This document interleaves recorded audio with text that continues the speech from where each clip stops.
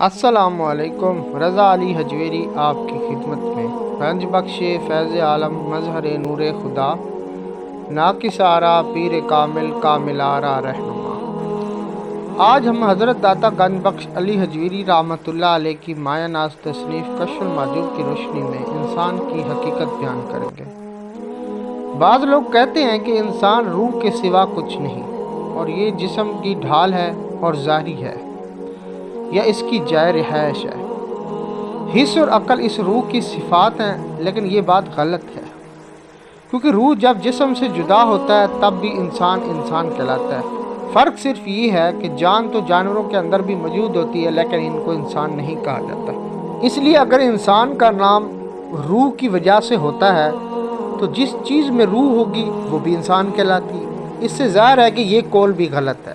چنانچہ جب ایک سے دوسرا جدا ہوتا ہے تو نام ساکت ہو جاتا ہے۔ مثلا جس گھوڑے میں دو رنگ ہوتے ہیں، ایک سیاہ اور ایک سفید، اسے ابلق کہتے ہیں۔ لیکن جب یہ دونوں رنگ ایک دوسرے سے جدا ہوتے ہیں تو ایک کو سیاہ اور دوسرے کو سفید گھوڑا کہتے ہیں۔ لیکن یہ بات بھی غلط ہے، جیسا کہ حق تعالیٰ نے فرمایا کہ انسان پر ایک وقت تھا کہ وہ کوئی چیز نہیں تھا۔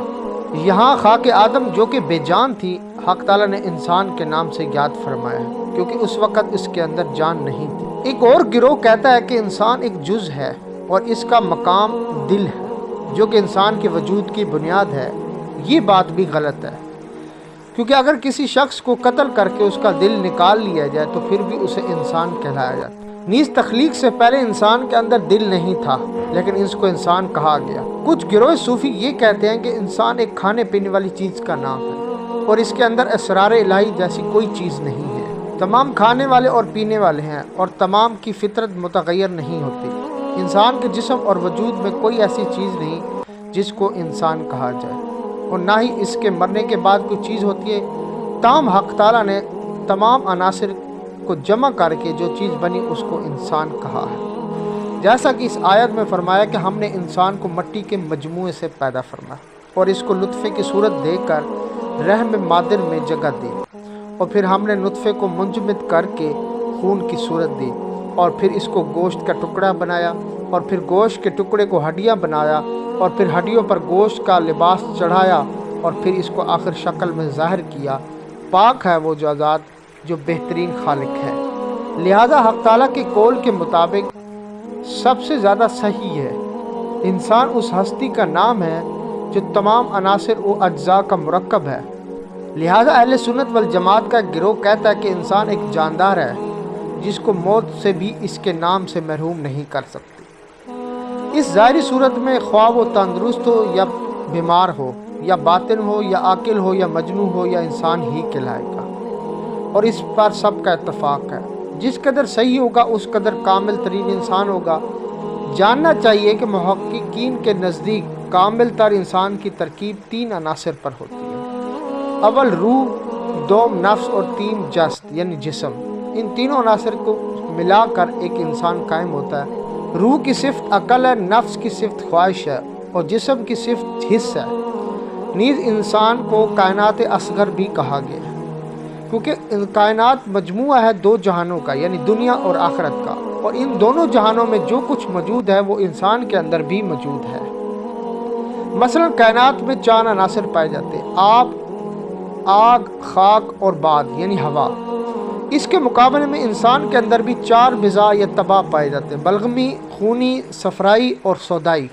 اور اسی طرح جہان آخرت میں دوزخ، بہشت اور ارصاد ہیں، یعنی میدان قیامت۔ تو انسان کے اندر بہشت کے مقابلے میں جان ہے، اور دوزخ کے مقابلے میں نفس کی خرابی ہے، اور ارصاد کے مقابلے میں جسم ہے۔ اسی طرح بہشت حق تعالیٰ کی رضا کا نام ہے، اور دوزخ اس کے قہر کا نام۔ اور اسی طرح مومن کی روح کو معرفت الہی راحت حاصل ہوتی ہے، اور نفس کی خرابی کی وجہ سے وہ جمال حق سے محروم ہو جاتا ہے۔ نیز جس طرح انسان قیامت کے دن جب تک دوزخ سے نجات نہیں پائے گا بہشت میں نہیں پہنچ پائے گا، اور دیدار حق تعالیٰ سے بہرہ مند نہیں ہوگا، اسی طرح جب تک بندہ دنیا نفس کی شرارت سے نجات نہیں پاتا تب تک وہ قرب حق تک نہیں پہنچ سکتا، اور جب وہ قرب حق تک پہنچ جاتا ہے اور غیر اللہ سے روح گردانی کرتا ہے اور شریعت پر چلتا ہے، قیامت میں وہ پل صراط اور دوزخ سے بھی محفوظ رہے گا۔ غرض یہ کہ اگر انسان پر نفس کا غلبہ ہوگا تو وہ اس کو دوزخ میں لے جائے گا، اور اگر روحانیت کا غلبہ ہوگا تو اس کو بہشت میں لے جائے گا۔ روح کی رہنما عقل ہے اور نفس کی رہنما نفسانی خواہشات ہے۔ عقل اس کو نیکی کی طرف اور نفس اس کو گناہ کی طرف بلاتا ہے۔ لہٰذا طالب حق کو چاہیے کہ نفس کی مخالفت کرے تاکہ روحانی قوت میں اضافہ ہو اور قرب حق تک وہ پہنچ جائے اور اللہ تعالیٰ کے دیدار سے بامشرف ہو۔ یہ ہے انسان کی حقیقت کہ انسان نہ دل ہے، نہ انسان صرف ایک روح ہے، نہ انسان صرف ایک وجود ہے۔ انسان روح، جسم، وجود، ان سارے عناصر اور سارے وجود کا مجموعہ ہے۔